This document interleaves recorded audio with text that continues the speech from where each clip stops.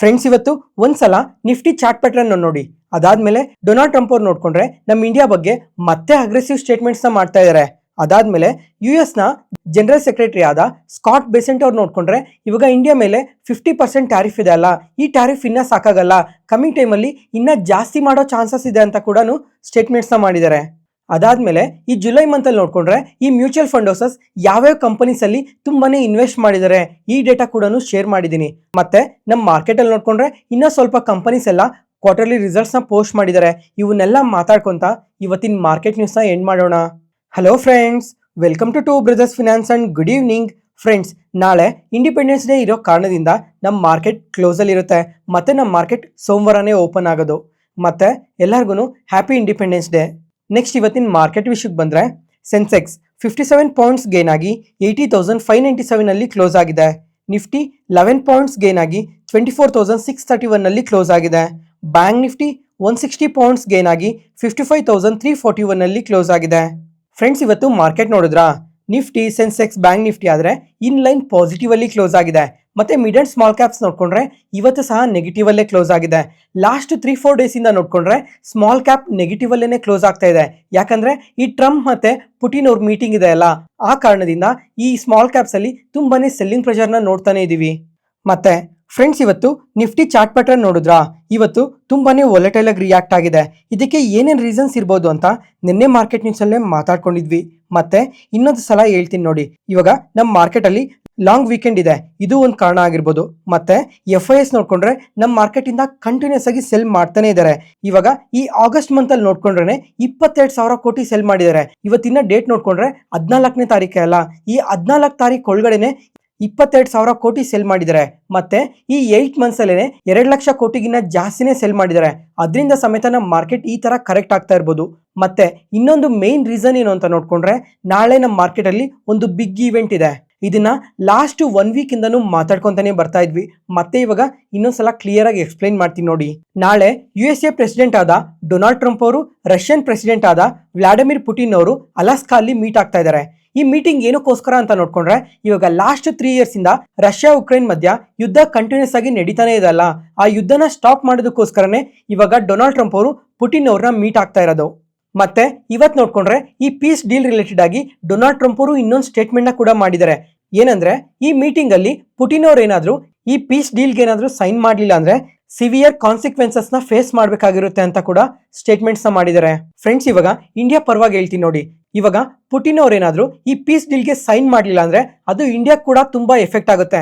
ಯಾಕಂದ್ರೆ ಇವಾಗ ಇಂಡಿಯಾ ಮೇಲೆ ನೋಡ್ಕೊಂಡ್ರೆ ಅಡಿಷನಲ್ 25% ಟ್ಯಾರಿಫ್ ಹಾಕಿದಿರಲ್ಲ, ಆ ಟ್ಯಾರಿಫ್ ಏನಕ್ಕೆ ಹಾಕಿದಾರೆ ಅಂದ್ರೆ ರಷ್ಯನ್ ಆಯಿಲ್ ನ ಬೈ ಮಾಡ್ತಿರೋ ಕಾರಣದಿಂದನೇ ಆ ಅಡಿಷನಲ್ 25% ಟ್ಯಾರಿಫ್ ಹಾಕಿರೋದು. ಪುಟಿನ್ ಅವರು ಈ ಪೀಸ್ ಡೀಲ್ಗೆ ಅಗ್ರಿ ಮಾಡಿದ್ರೆ ಆ ಟ್ಯಾರಿಫ್ ನ ಪಾಸ್ ಮಾಡೋ ಚಾನ್ಸಸ್ ಕೂಡ ತುಂಬಾನೇ ಜಾಸ್ತಿ ಇರುತ್ತೆ.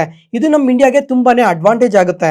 ಮತ್ತೆ ಡೊನಾಲ್ಡ್ ಟ್ರಂಪ್ ಅವ್ರು ನೋಡ್ಕೊಂಡ್ರೆ ಇವತ್ತು ಇನ್ನೊಂದು ಸ್ಟೇಟ್ಮೆಂಟ್ ನ ಕೂಡ ಮಾಡಿದ್ದಾರೆ. ಇವಾಗ ಲಾಸ್ಟ್ 3-4 ಮಂತ್ಸ್ ಇಂದನು ಈ ಫಾರ್ಮಾ ಟ್ಯಾರಿಫ್ ಬಗ್ಗೆ ಮಾತಾಡ್ತಾನೆ ಬಂದ್ರಲ್ಲ, ಇವಾಗ ಲಾಸ್ಟ್ ವೀಕ್ ಅಲ್ಲಿ ನೋಡ್ಕೊಂಡ್ರೆ ಈ ವೀಕ್ ಅಲ್ಲಿ ಫಾರ್ಮಾ ಸೆಕ್ಟರ್ ಮೇಲೆ ಟ್ಯಾರಿಫ್ ಹಾಕ್ತಿವಿ ಅಂತ ಸ್ಟೇಟ್ಮೆಂಟ್ಸ್ ಮಾಡಿದ್ರು. ಮತ್ತೆ ಇವತ್ತು ನೋಡ್ಕೊಂಡ್ರೆ ಇವಾಗ ಅಲಾಸ್ಕಾ ಅಲ್ಲಿ ಮೀಟಿಂಗ್ ಇದೆ ಅಲ್ಲ, ಆ ಮೀಟಿಂಗ್ ಕಂಪ್ಲೀಟ್ ಆದ್ಮೇಲೆ ನೆಕ್ಸ್ಟ್ ವೀಕ್ ಅಲ್ಲಿ ಟ್ಯಾರಿಫ್ ಹಾಕ್ತಿವಿ ಅಂತ ಸ್ಟೇಟ್ಮೆಂಟ್ಸ್ ಮಾಡಿದ್ದಾರೆ. ಅಂದ್ರೆ ಇದು ಇಂಡೈರೆಕ್ಟ್ ಆಗಿ ಪೀಸ್ ಡೀಲ್ ಏನಾದ್ರು ಸೈನ್ ಆಗ್ಲಿಲ್ಲ ಅಂದ್ರೆ ನೆಕ್ಸ್ಟ್ ವೀಕ್ ಅಲ್ಲಿ ಫಾರ್ಮಾ ಸೆಕ್ಟರ್ ಮೇಲೆ ಹೈಯರ್ ಟ್ಯಾರಿಫ್ ಇರುತ್ತೆ ಅಂತಾನೆ ಅನ್ಕೊಬೇಕು. ಯಾಕಂದ್ರೆ ಇದು ಇಂಡೈರೆಕ್ಟ್ ಆಗಿ ಇಂಡಿಯಾನ ಪ್ರೆಷರ್ ಮಾಡ್ತಿರೋ ತರನೇ ಕಾಣುತ್ತೆ. ಇವಾಗ ಇಂಡಿಯಾ ಮತ್ತೆ ರಷ್ಯಾ ಮಧ್ಯ ಒಳ್ಳೆ ಸಂಬಂಧನೇ ಇದೆ, ಅದನ್ನ ಅಡ್ವಾಂಟೇಜ್ ತಗೊಂಡು ಈ ತರ ಎಲ್ಲ ಸ್ಟೇಟ್ಮೆಂಟ್ಸ್ ಮಾಡ್ತಾ ಇದ್ದಾರೆ. ಮತ್ತೆ ಫ್ರೆಂಡ್ಸ್, ಇವಾಗ ಈ ಮೀಟಿಂಗ್ ಮೇಲೆ ಡಿಪೆಂಡ್ ಆಗಿರುತ್ತೆ ಸೋಮವಾರ ನಮ್ಮ ಮಾರ್ಕೆಟ್ ಯಾವ ತರ ಇರಬೇಕು ಅಂತ. ಈ ಮೀಟಿಂಗ್ ಅಲ್ಲಿ ಈ ಪೀಸ್ ಡೀಲ್ಗೆ ಸೈನ್ ಮಾಡಲಿಲ್ಲ ಅಂದ್ರೆ ಸೋಮವಾರ ನಮ್ಮ ಮಾರ್ಕೆಟ್ ಫಾಲ್ ಆಗೋ ಚಾನ್ಸಸ್ ತುಂಬಾನೇ ಜಾಸ್ತಿ ಇರುತ್ತೆ. ಮತ್ತೆ ಈ ಮೀಟಿಂಗ್ ಅಲ್ಲಿ ಏನಾದ್ರು ಪೀಸ್ ಡೀಲ್ ನ ಸೈನ್ ಮಾಡಿದ್ರೆ ನಮ್ಮ ಮಾರ್ಕೆಟ್ ತುಂಬಾನೇ ಪಾಸಿಟಿವ್ ಆಗಿ ರಿಯಾಕ್ಟ್ ಆಗೋ ಚಾನ್ಸಸ್ ಜಾಸ್ತಿನೇ ಇದೆ. ಮತ್ತೆ ನೋಡ್ಬೇಕು ಈ ಮೀಟಿಂಗ್ ಅಲ್ಲಿ ಇನ್ನ ಏನೇನು ಅಪ್ಡೇಟ್ಸ್ ಬರ್ತವೆ ಅಂತ. ಅದಾದ್ಮೇಲೆ US ನ ಟ್ರೆಜರಿ ಸೆಕ್ರೆಟರಿ ಆದ ಸ್ಕಾಟ್ ಬೆಸೆಂಟ್ ಅವ್ರು ನೋಡ್ಕೊಂಡ್ರೆ ಈ ಮೀಟಿಂಗ್ ಏನಾದ್ರು ಸಕ್ಸಸ್ಫುಲ್ ಆಗಿ ನಡೀಲಿಲ್ಲ ಅಂದ್ರೆ ಈ ಪೀಸ್ ಡೀಲ್ಗೆ ಸೈನ್ ಮಾಡಲಿಲ್ಲ ಅಂದ್ರೆ ಇಂಡಿಯಾ ಮೇಲೆ ಕೂಡ ಕಮಿಂಗ್ ಟೈಮ್ ಅಲ್ಲಿ ಹೈಯರ್ ಟ್ಯಾರಿಫ್ ಇರುತ್ತೆ ಅಂತ ಸ್ಟೇಟ್ಮೆಂಟ್ಸ್ ನ ಮಾಡಿದ್ದಾರೆ. ಮತ್ತೆ ಫ್ರೆಂಡ್ಸ್, ಇವತ್ತು ನಮ್ಮ ಇಂಡಿಯನ್ ಗೌರ್ಮೆಂಟ್ ಕೂಡ ಒಂದು ಸ್ಟೇಟ್ಮೆಂಟ್ ನ ಮಾಡಿದೆ.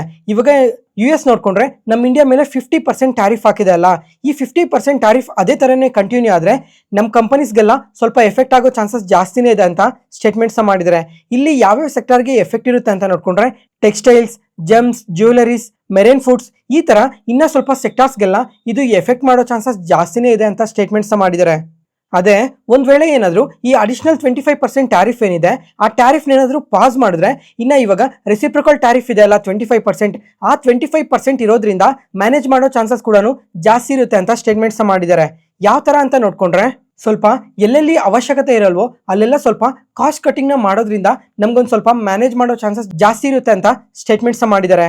ಮತ್ತೆ ಫ್ರೆಂಡ್ಸ್, ಇವತ್ತು S&P ಗ್ಲೋಬಲ್ ಅವರು ಇಂಡಿಯನ್ ಸಾವರಿಂಗ್ ಕ್ರೆಡಿಟ್ ರೇಟಿಂಗ್ ನ BBB- ಇಂದ BBB ಅಪ್ಗ್ರೇಡ್ ಮಾಡಿದ್ದಾರೆ. ಮತ್ತೆ ಲಾಂಗ್ ಟರ್ಮ್ ಅಲ್ಲಿ ನಮ್ಮ ಇಂಡಿಯಾ ಇನ್ನ ತುಂಬಾನೇ ಪಾಸಿಟಿವ್ ಆಗಿ ಗ್ರೋ ಆಗುತ್ತೆ ಅಂತ ಸ್ಟೇಟ್ಮೆಂಟ್ಸ್ ಮಾಡಿದ್ದಾರೆ. ಈ ಟ್ಯಾರಿಫ್ ಇದ್ರೂ ಸಹ ನೆಕ್ಸ್ಟ್ ಅದಾದ್ಮೇಲೆ ಇವತ್ತು ಜೆಫ್ರೀಸ್ ಅವ್ರು ನೋಡ್ಕೊಂಡ್ರೆ ನಮ್ಮ Indian stock market short term ಅಲ್ಲಿ ಬೌನ್ಸ್ ಬ್ಯಾಕ್ ಆಗೋ ಚಾನ್ಸಸ್ ತುಂಬಾನೇ ಜಾಸ್ತಿ ಇದೆ ಅಂತ ಸ್ಟೇಟ್ಮೆಂಟ್ಸ್ ಮಾಡಿದ್ದಾರೆ. ಯಾಕಂದ್ರೆ ಈ ರೀಸೆಂಟ್ ಟೈಮ್ ಅಲ್ಲಿ ನೋಡ್ಕೊಂಡ್ರೆ ನಮ್ಮ ಇಂಡಿಯನ್ ಮಾರ್ಕೆಟ್ ತುಂಬಾನೇ ಕರೆಕ್ಟ್ ಆಗಿದೆ, ಅದ್ರ ಜೊತೆಗೆ ವ್ಯಾಲ್ಯೂಯೇಷನ್ ಗ್ಯಾಪ್ ಕೂಡ ಇದೆ.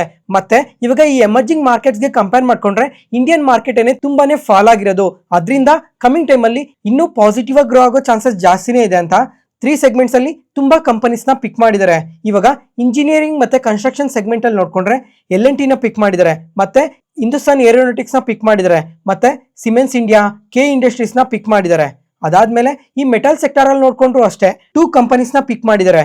ಒಂದು ಟಾಟಾ ಸ್ಟೀಲ್ ಮತ್ತೆ ಜಿಂದಾಲ್ ಸ್ಟೈನ್ಲೆಸ್ ಸ್ಟೀಲ್, ಈ 2 ಕಂಪನೀಸ್ ನ ಪಿಕ್ ಮಾಡಿದ್ದಾರೆ. ಇವಾಗ ಈ ಟಾಟಾ ಸ್ಟೀಲ್ ನೋಡ್ಕೊಂಡ್ರೆ 23% ಅಪ್ಸೈಡ್ ಪೊಟೆನ್ಶಿಯಲ್ ಇದೆ ಅಂತ ಹೇಳಿದ್ದಾರೆ. ಅದಾದ್ಮೇಲೆ ಈ ಕನ್ಸ್ಯೂಮರ್ ಸೆಕ್ಟರ್ ಅಲ್ಲಿ ನೋಡ್ಕೊಂಡ್ರೆ ವರುಣ್ ಬೇವರೇಜಸ್ ನ ಪಿಕ್ ಮಾಡಿದ್ದಾರೆ, ಹಿಂದೂಸ್ತಾನ್ ಯೂನಿಲಿವರ್ ನ ಪಿಕ್ ಮಾಡಿದ್ದಾರೆ, ಮತ್ತೆ ಏಷ್ಯನ್ ಪೇಂಟ್ಸ್ ನ ಪಿಕ್ ಮಾಡಿದ್ದಾರೆ. ನೋಡೋಣ ಕಮಿಂಗ್ ಟೈಮ್ ಅಲ್ಲಿ ಈ ಎಲ್ಲಾ ಕಂಪನೀಸ್ ಇನ್ನ ಯಾವ ತರ ಗ್ರೋ ಆಗುತ್ತೆ ಅಂತ. ಮತ್ತೆ ಫ್ರೆಂಡ್ಸ್, ಇವಾಗ ನನ್ನ ಒಪಿನಿಯನ್ ನ ಶೇರ್ ಮಾಡ್ತೀನಿ ನೋಡಿ. ಇವಾಗ ನಮ್ಮ ಮಾರ್ಕೆಟ್ ಅಲ್ಲಿ ಈ ಟ್ಯಾರಿಫ್ ಅನ್ಸರ್ಟಿನಿಟೀಸ್ ಆಗಲಿ, ಕ್ವಾರ್ಟರ್ಲಿ ರಿಸಲ್ಟ್ಸ್ ಆಗಲಿ, FII ಸೆಲ್ಲಿಂಗ್ ಆಗಲಿ, ಇದೆಲ್ಲ ಒಂದ್ ಸ್ವಲ್ಪ ಶಾರ್ಟ್ ಟರ್ಮ್ ಅಲ್ಲಿ ಪೇನ್ ಇದ್ದೇ ಇರುತ್ತೆ. ಆದ್ರೆ ಲಾಂಗ್ ಟರ್ಮ್ ಅಲ್ಲಿ ನೋಡ್ಕೊಂಡ್ರೆ ನಮ್ಮ ಮಾರ್ಕೆಟ್ ಇನ್ನ ಪಾಸಿಟಿವ್ ಆಗಿ ಗ್ರೋ ಆಗೋ ಚಾನ್ಸಸ್ ಜಾಸ್ತಿನೇ ಇದೆ. ಒಂದ್ಸಲ ಇವಾಗ ಗ್ಲೋಬಲ್ ಮಾರ್ಕೆಟ್ಸ್ ನ ನೋಡಿ, ಎಲ್ಲಾನು ಆಲ್ ಟೈಮ್ ಹೈಸ್ ಅಲ್ಲೇ ಇದೆ, ಅಥವಾ ಸ್ವಲ್ಪ ಫಾಲ್ ಆಗಿರ್ಬೋದು ಅಷ್ಟೇ. ಆದ್ರೆ ನಮ್ಮ ಇಂಡಿಯನ್ ಸ್ಟಾಕ್ ಮಾರ್ಕೆಟ್ ನೋಡ್ಕೊಂಡ್ರೆ ರೀಸೆಂಟ್ ಹೈಸ್ ಇಂದಾನೆ 1000 ಪಾಯಿಂಟ್ಸ್ ಗಿನ್ನ ಜಾಸ್ತಿನೇ ಫಾಲ್ ಆಗಿದೆ. ಆಲ್ ಟೈಮ್ ಹೈಸ್ ನೋಡ್ಕೊಂಡ್ರೆ ನಿಯರ್ಲಿ 6 to 7% ಇನ್ನ ದೂರದಲ್ಲೇನೆ ಇದೀವಿ. ಅದಕ್ಕೋಸ್ಕರ ಲಾಂಗ್ ಟರ್ಮ್ ಅಲ್ಲಿ ಇನ್ನ ಪಾಸಿಟಿವ್ ಆಗಿ ಗ್ರೋ ಆಗೋ ಚಾನ್ಸಸ್ ಜಾಸ್ತಿನೇ ಇದೆ. ಆದ್ರೆ ಶಾರ್ಟ್ ಟರ್ಮ್ ಅಲ್ಲಿ ಮಾತ್ರ ಸ್ವಲ್ಪ ಪೇನ್ ನ ನಾವು ಇನ್ನ ನೋಡ್ಬೋದು. ಅದಕ್ಕೋಸ್ಕರ ಫ್ರೆಂಡ್ಸ್, ಎಂದೇ ಆಗ್ಲಿ ಮಾರ್ಕೆಟ್ ಒಳಗಡೆ ಯಾರೇ ಬಂದ್ರು ಲಾಂಗ್ ಟರ್ಮ್ ಪರ್ಸ್ಪೆಕ್ಟಿವ್ ಅಲ್ಲಿ ಮಾರ್ಕೆಟ್ ಅಲ್ಲಿ ಇನ್ವೆಸ್ಟ್ ಮಾಡಿ. ಜಸ್ಟ್ 3 months 6 monthsಗೆ 1 yearಗೆ ಈ ತರ ಇನ್ವೆಸ್ಟ್ ಮಾಡಕ್ ಹೋಗ್ಬೇಡಿ. ಸ್ಟಾಕ್ ಮಾರ್ಕೆಟ್ ವರ್ಕ್ ಆಗೋದೇನೆ ಮೋರ್ ದನ್ 3 years ಅಥವಾ 5 years ಆದ್ಮೇಲೆ ಅವ್ರಿಗೆ ಒಳ್ಳೆ ರಿಟರ್ನ್ಸ್ ಆಗಲಿ, ಒಳ್ಳೆ ವೆಲ್ ಜನರೇಟ್ ಆಗೋದು ಲಾಂಗ್ ಟರ್ಮ್ ಅಲ್ಲಿ. ಅದಕ್ಕೋಸ್ಕರ ಲಾಂಗ್ ಟರ್ಮ್ ಪರ್ಸ್ಪೆಕ್ಟಿವ್ ಅಲ್ಲಿ ಸ್ಟಾಕ್ ಮಾರ್ಕೆಟ್ ಅಲ್ಲಿ ಇನ್ವೆಸ್ಟ್ ಮಾಡಿ. ಯಾವುದೇ ಪಾಯಿಂಟ್ ಅಲ್ಲಿ ನಾನು ಹೇಳೋ ಇನ್ಫಾರ್ಮೇಶನ್ ನಿಮಗೆ ಯೂಸ್ಫುಲ್ ಅನ್ಸಿದ್ರೆ ಈ ವಿಡಿಯೋನ ಲೈಕ್ ಮಾಡಿ, ಮತ್ತೆ ನಿಮ್ಮ ಫ್ರೆಂಡ್ಸ್ ಅಲ್ಲಿ ಯಾರಿಗಾದ್ರೂ ಸ್ಟಾಕ್ ಮಾರ್ಕೆಟ್ ಬಗ್ಗೆ ಇಂಟ್ರೆಸ್ಟ್ ಇರೋರಿಗೆ ಈ ವಿಡಿಯೋಸ್ನ ಶೇರ್ ಮಾಡಿ. Next, market key updates. First ಇವಾಗ ಮುತ್ತೂಟ್ ಫೈನಾನ್ಸ್ ಬಗ್ಗೆ ಮಾತಾಡ್ಕೊಳ್ಳೋಣ. ಈ ಕಂಪನಿ ನೋಡ್ಕೊಂಡ್ರೆ ಇವತ್ತು ಇಂಟ್ರಾಡೇ ಸೆಷನ್ ಅಲ್ಲಿ ಅಬೌಟ್ 10% ಪಾಸಿಟಿವ್ ಆಗಿ ರಿಯಾಕ್ಟ್ ಆಗಿದೆ. ಯಾಕಂದ್ರೆ ಈ Q1 ಅಲ್ಲಿ ಸ್ಟ್ರಾಂಗ್ ರಿಸಲ್ಟ್ಸ್ ನ ಪೋಸ್ಟ್ ಮಾಡಿದ್ದಾರೆ. ಇವಾಗ ಸ್ಟ್ಯಾಂಡರ್ಲೋನ್ ಪ್ರಾಫಿಟ್ಸ್ ನೋಡ್ಕೊಂಡ್ರೆ ಇಯರ್ ಆನ್ ಇಯರ್ ಅಲ್ಲಿ 90% ಇನ್ಕ್ರೀಸ್ ಆಗಿದೆ. ಮತ್ತೆ ಲೋನ್ ಬುಕ್ AUM ನೋಡ್ಕೊಂಡ್ರೆ ಇಯರ್ ಆನ್ ಇಯರ್ ಅಲ್ಲಿ 37% ಇನ್ಕ್ರೀಸ್ ಆಗಿದೆ. ಅದರಿಂದನೇ ಈ ತರ ಪಾಸಿಟಿವ್ ಆಗಿ ರಿಯಾಕ್ಟ್ ಆಗಿರೋದು. ನೆಕ್ಸ್ಟ್ ಇವಾಗ ರಿಸಲ್ಟ್ಸ್ ಬಗ್ಗೆ ಮಾತಾಡ್ಕೊಳ್ಳೋಣ. ಇಯರ್ ಆನ್ ಇಯರ್ ಅಲ್ಲಿ ರೆವಿನ್ಯೂಸ್ ನೋಡ್ಕೊಂಡ್ರೆ 44% ಇನ್ಕ್ರೀಸ್ ಆಗಿದೆ. ಪ್ರಾಫಿಟ್ಸ್ ಆದ್ರೆ 70% ಇನ್ಕ್ರೀಸ್ ಆಗಿದೆ. ಅದ್ರ ಜೊತೆಗೆ ಈ ಕ್ವಾರ್ಟರ್ ಅಲ್ಲಿ ನೋಡ್ಕೊಂಡ್ರು ರೆವಿನ್ಯೂಸ್ ಆಗಲಿ, ಪ್ರಾಫಿಟ್ಸ್ ಆಗಲಿ ತುಂಬಾನೇ ಬೆಟರ್ ಆಗಿ ಗ್ರೋ ಆಗಿದೆ. ಮತ್ತೆ ಮಾರ್ಜಿನ್ಸ್ ಕೂಡ ಇಂಪ್ರೂವ್ ಆಗಿದೆ. ಓವರ್ ಆಲ್ ರಿಸಲ್ಟ್ಸ್ ನೋಡ್ಕೊಂಡ್ರೆ ತುಂಬಾನೇ ಪಾಸಿಟಿವ್ ಆಗಿ ಪೋಸ್ಟ್ ಮಾಡಿದ್ಮೇಲೆ ಜೆಫ್ರೀಸ್ ಅವ್ರು ನೋಡ್ಕೊಂಡ್ರೆ ಈ ಕಂಪನಿಗೆ ಬೈ ರೇಟಿಂಗ್ ನ ಕೊಟ್ಟು target price 2950 rupees per share ಅಂತ ಅಪ್ಡೇಟ್ ಮಾಡಿದ್ದಾರೆ. ಅಂದ್ರೆ ನಿನ್ನೆ ಕ್ಲೋಸಿಂಗ್ ಇಂದ 20% ಅಪ್ಸೈಡ್ ಪೊಟೆನ್ಶಿಯಲ್ ಇದೆ ಅಂತ ಹೇಳಿರೋದು. ಮತ್ತೆ ನುವೋಮಾ ಅವ್ರು ನೋಡ್ಕೊಂಡ್ರು ಇದೇ ತರನೇ ಬೈ ರೇಟಿಂಗ್ ಕೊಟ್ಟು target price 2933 rupees per share ಅಂತ ಅಪ್ಡೇಟ್ ಮಾಡಿದ್ದಾರೆ. ನೋಡೋಣ ಈ ಕ್ವಾರ್ಟರ್ ಅಲ್ಲಿ ನೋಡ್ಕೊಂಡ್ರೆ ಈ ತರ ಬೆಸ್ಟ್ ರಿಸಲ್ಟ್ಸ್ ನ ಪೋಸ್ಟ್ ಮಾಡಿದ್ರಲ್ಲ, ಇದೇ ತರ ಕಮಿಂಗ್ ಕ್ವಾರ್ಟರ್ಸ್ ಅಲ್ಲೂ ರಿಸಲ್ಟ್ಸ್ ನ ಪೋಸ್ಟ್ ಮಾಡ್ತಾರಾ ಇಲ್ವಾ ಅಂತ. ನೆಕ್ಸ್ಟ್ ಅದಾದ್ಮೇಲೆ ವಿಶಾಲ್ ಮೆಗಾಮಾರ್ಟ್ ಬಗ್ಗೆ ಮಾತಾಡ್ಕೊಳ್ಳೋಣ. ಈ ಕಂಪನಿ ನೋಡಿದ್ರೆ ಇವತ್ತು ನಮ್ಮ ಮಾರ್ಕೆಟ್ ಓಪನಿಂಗ್ ಅಲ್ಲಿ ನಿಯರ್ಲಿ 8% ವರೆಗೂ ಪಾಸಿಟಿವ್ ಓಪನ್ ಆಯ್ತು. ಆದ್ರೆ ಓಪನ್ ಆಗಿದ್ ಫ್ಯೂ ಮಿನಿಟ್ಸ್ ಅಲ್ಲೇನೆ ಕಂಪ್ಲೀಟ್ ಆಗಿ ಡ್ರಾಪ್ ಆಗೋಗಿದೆ. ಫಸ್ಟ್ ಇವಾಗ ಅಷ್ಟು ಪಾಸಿಟಿವ್ ಆಗಿ ರಿಯಾಕ್ಟ್ ಆಗೋದಕ್ಕೆ ರೀಸನ್ ಏನಂತ ನೋಡ್ಕೊಂಡ್ರೆ, ಇವರು ನೆನೆ ನಮ್ಮ ಮಾರ್ಕೆಟ್ ಕ್ಲೋಸ್ ಆದ್ಮೇಲೆ Q1 ರಿಸಲ್ಟ್ಸ್ ನ ಪೋಸ್ಟ್ ಮಾಡಿದ್ದಾರೆ. ಈ ರಿಸಲ್ಟ್ಸ್ ನೋಡ್ಕೊಂಡ್ರೆ ತುಂಬಾನೇ ಸ್ಟ್ರಾಂಗ್ ಆಗಿ ಪೋಸ್ಟ್ ಮಾಡಿದ್ದಾರೆ.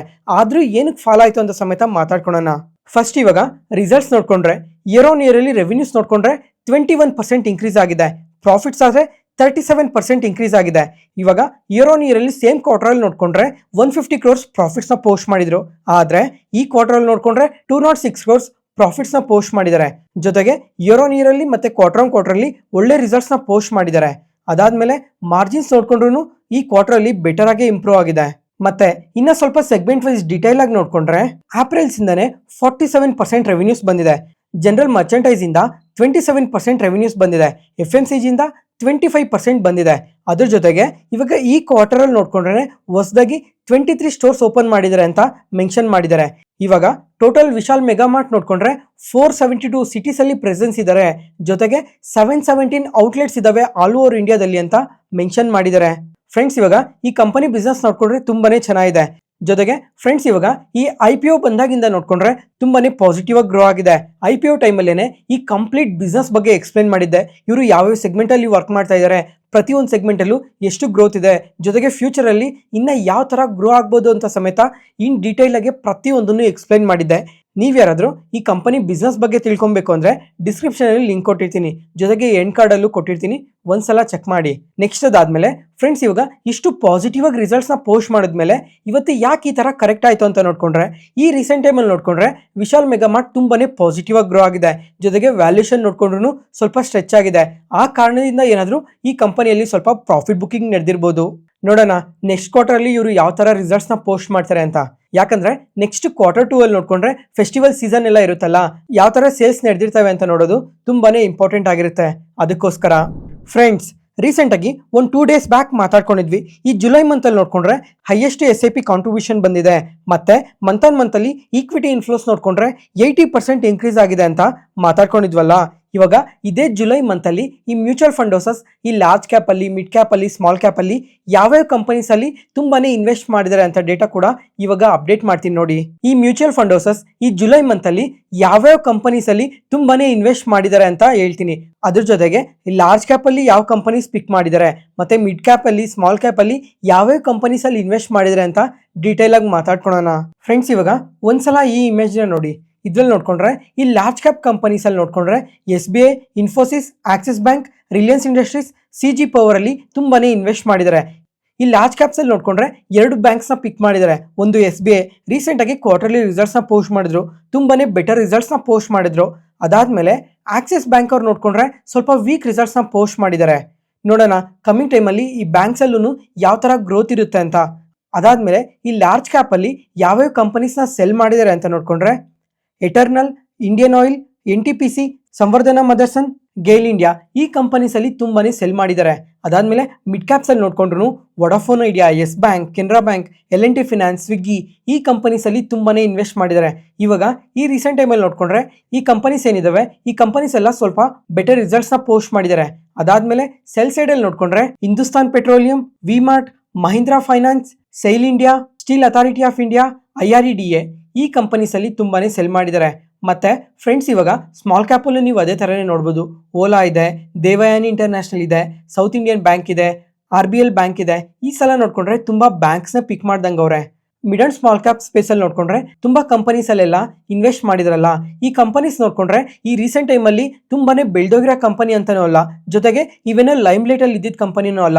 ಇವಾಗ ರೀಸೆಂಟ್ ಟೈಮ್ ಅಲ್ಲಿ ತುಂಬಾನೇ ಫಾಲ್ ಆಗಿದ್ದ ಕಂಪನೀಸ್ನೆಲ್ಲ ಪಿಕ್ ಮಾಡಿದ್ದಾರೆ. ನೋಡೋಣ ಕಮಿಂಗ್ ಟೈಮ್ ಅಲ್ಲಿ ಏನಾದ್ರು ಈ ಕಂಪನೀಸ್ ಅಲ್ಲಿ ಒಳ್ಳೆ ಗ್ರೋತ್ ನ ಕಾಣ್ಬೋದಾ ಅಂತ. ನೆಕ್ಸ್ಟ್ ಅದಾದ್ಮೇಲೆ ಫ್ರೆಂಡ್ಸ್, ಇವತ್ತು ಮ್ಯೂಚುವಲ್ ಫಂಡ್ ಹೌಸಸ್ ನೋಡ್ಕೊಂಡ್ರೆ ಸೆಬಿ ಹತ್ರ ಇನ್ನೊಂದು ರಿಕ್ವೆಸ್ಟ್ ಮಾಡ್ಕೊಂಡಿದೆ. ಏನಂದ್ರೆ ಇವಾಗ ಬ್ಲಾಕ್ ಡೀಲ್ಸ್ ಎಲ್ಲ ನಡೀತಾ ಇರ್ತಾವಲ್ಲ, ಆ ಬ್ಲಾಕ್ ಡೀಲ್ಸ್ ನ ಯಾವುದೇ ಕಾರಣಕ್ಕೂ ರಿವೀಲ್ ಮಾಡಬಾರ್ದು ಅಂತ ರಿಕ್ವೆಸ್ಟ್ ಮಾಡ್ಕೊಂಡಿದೆ. ಅದನ್ನು ಬಿಲೋ 0.5% ಬ್ಲಾಕ್ ಡೀಲ್ಸ್ ನಡೆಯುತ್ತಲ್ಲ, ಆ ಬ್ಲಾಕ್ ಡೀಲ್ಸ್ ನ ಯಾವುದೇ ಕಾರಣಕ್ಕೂ ರಿವೀಲ್ ಮಾಡಬಾರ್ದು ಅಂತ ರಿಕ್ವೆಸ್ಟ್ ಮಾಡ್ಕೊಂಡಿದೆ. ಯಾಕಂದ್ರೆ ಫ್ರೆಂಡ್ಸ್, ಇವಾಗ ಯಾವ್ದಾದ್ರು ಮ್ಯೂಚುವಲ್ ಫಂಡ್ ಹೌಸಸ್ ಇಂಥ ಕಂಪನಿನ ಬೈ ಮಾಡ್ತಾ ಇದಾರೆ ಅಂತ ಏನಾದ್ರು ನ್ಯೂಸ್ ಬರ್ತಿದಂಗೆನೆ ಈ ರಿಟೇಲ್ ಇನ್ವೆಸ್ಟರ್ಸ್ ಆಗಲಿ, ಬಿಗ್ ಇನ್ವೆಸ್ಟರ್ಸ್ ಆಗಲಿ ಆ ಕಂಪನೀಸ್ ಅಲ್ಲೆಲ್ಲ ತುಂಬಾನೇ ಇನ್ವೆಸ್ಟ್ ಮಾಡ್ತಾರೆ. ಅದರಿಂದ ಆ ಪ್ರೈಸಸ್ ಅನ್ನೋದು ತುಂಬಾನೇ ಪಾಸಿಟಿವ್ ಆಗಿ ಮೂವ್ ಆಗುತ್ತೆ. ಅದೇ ತರನೇ ಯಾವ್ದಾದ್ರು ಒಂದು ಕಂಪನಿಯಲ್ಲಿ ಈ ಮ್ಯೂಚುವಲ್ ಫಂಡ್ ಸೆಲ್ ಮಾಡ್ತಾ ಇದಾರೆ ಅಂತ ಅಪ್ಡೇಟ್ ಬರ್ತಿದಂಗೆನೆ ಆ ಕಂಪನೀಸ್ ಇಂದ ಕಂಪ್ಲೀಟ್ ಆಗಿ ಎಕ್ಸಿಟ್ ಆಗೋಗ್ತಾರೆ ಈ ರಿಟೇಲ್ ಇನ್ವೆಸ್ಟರ್ಸ್ ಎಲ್ಲ. ಅದರಿಂದ ಈ ಮ್ಯೂಚುವಲ್ ಫಂಡ್ ಹೌಸಸ್ಗೆ ಇದು ತುಂಬಾನೇ ಎಫೆಕ್ಟ್ ಮಾಡುತ್ತೆ. ಅದರಿಂದ ಈ ತರ ಬ್ಲಾಕ್ ಡೀಲ್ಸ್ ನ ರಿವೀಲ್ ಮಾಡಬಾರ್ದು ಅಂತ ಸೆಬಿ ಹತ್ರ ರಿಕ್ವೆಸ್ಟ್ ಮಾಡ್ತಾ ಇದ್ದಾರೆ. ನೋಡೋಣ ಇದ್ರ ಬಗ್ಗೆ ಇನ್ನ ಏನ್ ಅಪ್ಡೇಟ್ಸ್ ಬರ್ತವೆ ಅಂತ. ನೆಕ್ಸ್ಟ್ ಅದಾದ್ಮೇಲೆ ಫ್ರೆಂಡ್ಸ್, ಇವತ್ತು ನಮ್ಮ ಮಾರ್ಕೆಟ್ ಅಲ್ಲಿ 2 ಕಂಪನೀಸ್ ಮಾರ್ಕೆಟ್ಗೆ ಲಿಸ್ಟ್ ಆಗಿದಾವೆ. ಅದರಲ್ಲಿ ಮೊದಲನೇದಾಗಿ ಆಲ್ ಟೈಮ್ ಪ್ಲಾಸ್ಟಿಕ್ಸ್. ಈ ಕಂಪನಿ ನೋಡ್ಕೊಂಡ್ರೆ ಇನ್ವೆಸ್ಟರ್ಸ್ಗೆ ಎಬೋ 13% ಲಿಸ್ಟಿಂಗ್ ಗೇನ್ಸ್ ಕೊಟ್ಟಿದೆ. ಅದಾದ್ಮೇಲೆ ಮಾರ್ಕೆಟ್ ಅಲ್ಲಿ ಸ್ವಲ್ಪ ಸೆಲ್ಲಿಂಗ್ ಪ್ರೆಷರ್ ಇರೋ ಕಾರಣದಿಂದ ನಿಯರ್ಲಿ 2 to 3% ಪಾಸಿಟಿವ್ ಅಲ್ಲೇ ಕ್ಲೋಸ್ ಆಗಿದೆ. ನೆಕ್ಸ್ಟ್ ಅದಾದ್ಮೇಲೆ JSW ಸಿಮೆಂಟ್ ಈ ಕಂಪನಿ ಬಗ್ಗೆ ಕೂಡ ಮಾತಾಡ್ಕೊಂಡಿದ್ವಿ.